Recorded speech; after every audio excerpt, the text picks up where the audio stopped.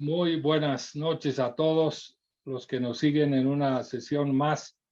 de Diálogos al Café, Diálogos Marcos Escudero. Hoy, viernes 24, tenemos el tema Reforma Judicial para la Democracia, un asunto que ha venido concitando el interés ciudadano en los últimos tiempos. También paralelamente han surgido varias iniciativas de reforma que las veremos con algunos de nuestros invitados y nos plantearemos preguntas para un diálogo sobre la reforma, cómo abarcarla, qué debemos abordar para lograr una mayor independencia de jueces, de fiscales, del servicio judicial y sobre todo cómo lograr recuperar el respeto por la ley en un sistema democrático. Y yo quiero comenzar con una breve referencia del contexto. Yo creo que para nadie es extraño que hoy parte de la agenda pública, de la agenda mediática, está concentrada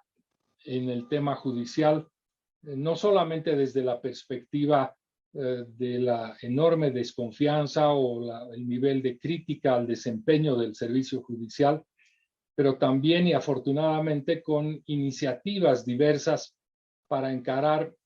una reforma al sistema ya tradicionalmente deteriorado o sin la atención necesaria. Yo pensé que era importante destacar que hay, como anotan algunos de los estudiosos del tema de la reforma judicial, una página en blanco de la historia de los sistemas judiciales y del recuento de la reforma judicial. Y esto es particularmente cierto en Bolivia. No hay muchos estudios de la historia del sistema judicial en Bolivia, ni siquiera del pre-republicano, y a lo sumo tenemos algunas crónicas o recuentos de la conformación de la Corte Suprema o los discursos de quienes pasaron por estos altos tribunales. ¿Y por qué empezar por esta observación de la página en blanco de nuestro tiempo judicial en Bolivia?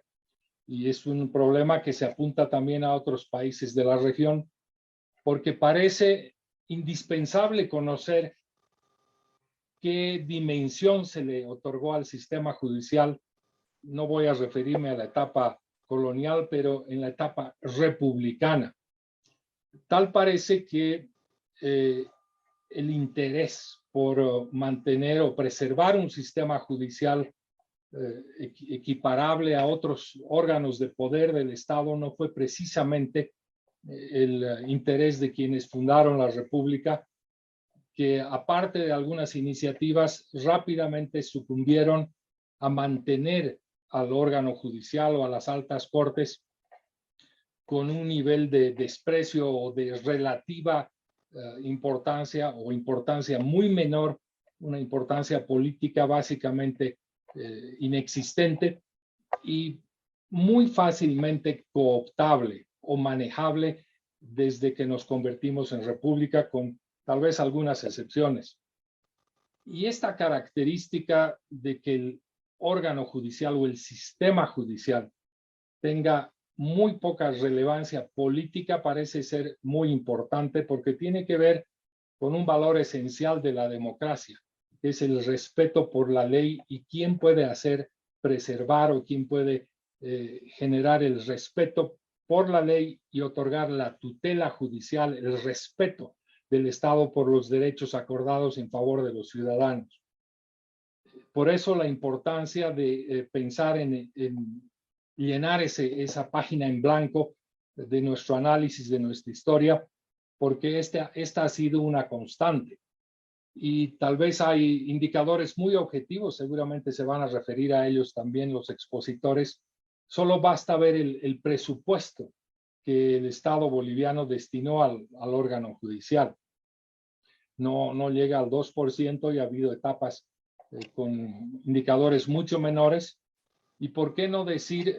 la forma en la que se nominaba y nombraba a los magistrados? Yo no voy a hacer una relación de esta práctica que creo que conocemos está muy cargada de etapas en las que había designaciones básicamente a dedo por quien ejercía la presidencia, sea o no democrática.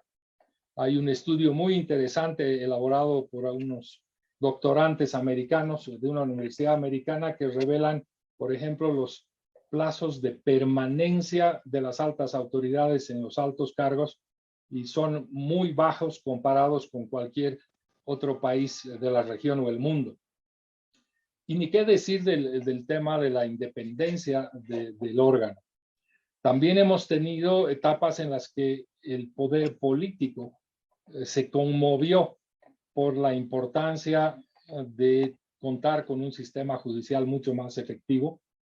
Y en la época de la recuperación democrática se lograron grandes acuerdos para transformar el sistema judicial, no solamente incorporando el Tribunal Constitucional, el Consejo de la Judicatura, organismos afines como la Defensoría del Pueblo, y destelló un poco la posibilidad de avisorar una reforma de mayor alcance en pos de generar mayor confianza. Pero el tema no se libró simplemente mejorando la calidad de los elegidos en los altos tribunales, sino también requería examinar el gran servicio judicial de tutela efectiva a los ciudadanos y de un espacio de justicia cumplida, efectiva, oportuna en otros temas que no se salvaban solamente por tener cortes independientes. Yo me quiero referir específicamente, y en esto ya me convertí en algún momento en protagonista al ser elegido miembro de la Corte Suprema justamente en esa temporada, y cuando celebramos un diagnóstico relativamente profundo el año 2004, advertimos que la primera observación o el primer hallazgo de nuestro sistema, de las dificultades de nuestro sistema judicial, hace ya casi 20 años, era el acceso. Los ciudadanos reclamaban tener un acceso a servicios judiciales mucho más independientes, más accesibles y sin tanta formalidad y no necesariamente ubicados en los grandes palacios en el centro de los centros urbanos. Por eso fue que en ese tiempo se alentó la recuperación del sistema de justicia de paz, que debía ser además una especie de bisagra con lo que se advirtió en ese tiempo, con los sistemas de justicia indígena originaria que ya fueron reconocidos en la primera enmienda a la Constitución cuando se aprobó el nuevo sistema procesal penal allá por el año 2000. Se reconocía un pluralismo jurídico efectivo que además había estado vigente incluso aún antes de la independencia de la República. Una justicia de paz que podía resolver posiblemente el mayor porcentaje de causas que aquellas que llegaban a los altos tribunales. En suma, había un déficit de servicio casi escandaloso en términos del acceso del ciudadano para resolver sus diferencias con sus vecinos o temas que podían resolverse de otra manera. Yo voy a apuntar dos temas más que surgieron nítidamente y que parecen haberse no solamente mantenido como problemas, sino agravado en los últimos años. Uno tiene que ver con la ausencia de derecho administrativo.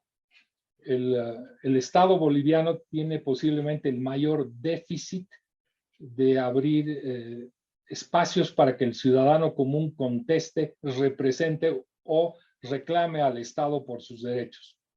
Hemos preservado un poder central casi equivalente al que existía en la colonia,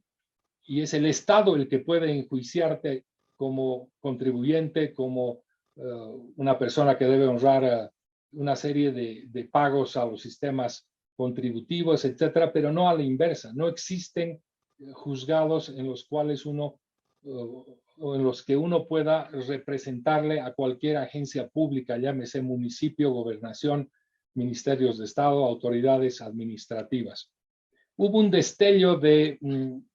solución cuando se instalaron los sistemas de regulación sectorial como un preámbulo de agotamiento de la vía administrativa antes de llegar a la Corte Suprema, que era la única instancia donde podían resolverse estos reclamos ciudadanos. Yo recuerdo que allá por el año 2004, cuando me tocó dar el informe anual, advertimos que esta jurisdicción, esta competencia administrativa contenciosa, ciudadano versus Estado, agencias regulatorias, servicios, etcétera, se había incrementado en un 500%. Pese a la importancia de esta indicación, la Asamblea Constituyente no tomó en cuenta su crecimiento, más bien, a mi juicio, hubo una decisión regresiva al eliminar esa competencia de la Corte Suprema e instalarla casi subsidiariamente en el Tribunal Agroambiental. Pero en todo caso subsiste esta indefensión del ciudadano frente al Estado. Y otra que tal vez es la más epidérmica estos días, que es la ausencia de política criminal. Esto es una política de Estado que defina qué actitudes se convierten en delitos, qué sanciones deben tener y sobre todo cómo debe prevenirse la comisión de estos delitos. Y en suma eso es lo que cualquier nación civilizada del mundo tiene y nosotros lamentablemente carecemos de política criminal y la acción persecutoria penal pública que está a cargo del fiscal hace muchos años, décadas, ha convertido el derecho penal en una suerte de regla de persecución de cualquier obligación, sea o no penal, y se han instalado las detenciones preventivas como la regla. Los últimos 14, 15 años, el número de detenidos en las cárceles bolivianas se ha más que duplicado, lo cual puede o no ser racional, pero lo que no es admisible es que más del 70% de esta población sean detenidos preventivos sin condena. Posiblemente estamos entre los países con mayor índice de detenidos preventivos del mundo, lo cual es francamente una vergüenza insostenible. Y finalmente, destacar que hay un elemento que posiblemente es el corazón de la iniciativa de muchos ciudadanos, como la que se va a escuchar esta noche, que tiene que ver con el respeto por la ley, por el orden democrático, que es lo que nos permite convivir en paz y armonía. Pero este propósito de reformar la justicia exige también el compromiso de quienes ejercen el poder público, de quienes pueden abrir la posibilidad de iniciativas como las que se están planteando recientemente en el país, ya sea a través de actuaciones legislativas, populares, ciudadanas o cualquier otra, y que tienen que ver con un compromiso político. Y en esto yo quiero rescatar